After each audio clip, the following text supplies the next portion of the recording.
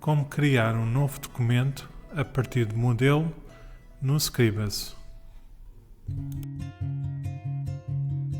Olá, bem-vindos a mais um vídeo da Rata DCC. Neste vídeo vamos aprender como criar um novo documento a partir de um modelo no Scribus. Quando iniciamos o Scribus, sem ter nenhum documento, aparece este painel. Neste exemplo, vamos fechar o painel.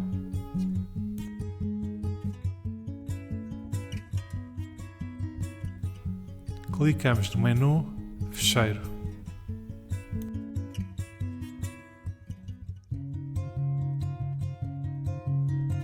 Clicamos em Novo a partir do modelo.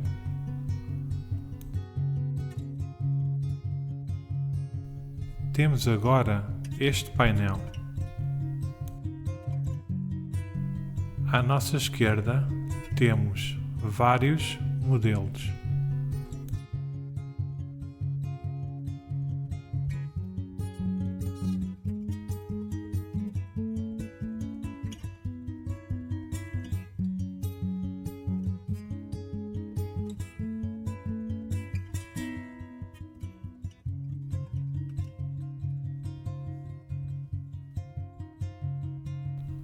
No canto inferior direito, temos o botão Pré-visualizar para ver o modelo antes de o criar.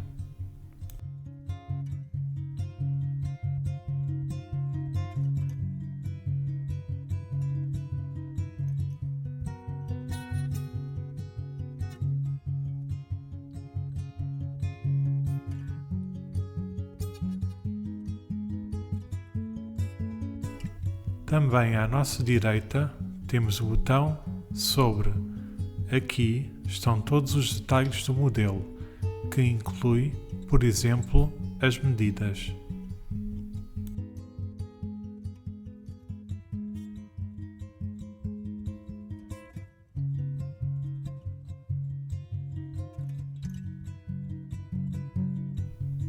Com o modelo escolhido, clicamos no botão OK.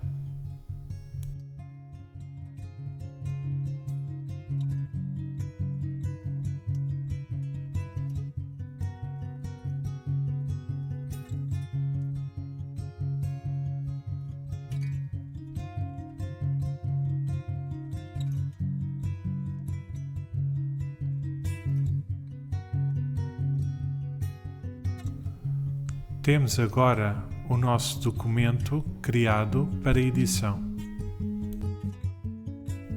Espero que tenham gostado. Se tiverem dúvidas, coloquem nos comentários.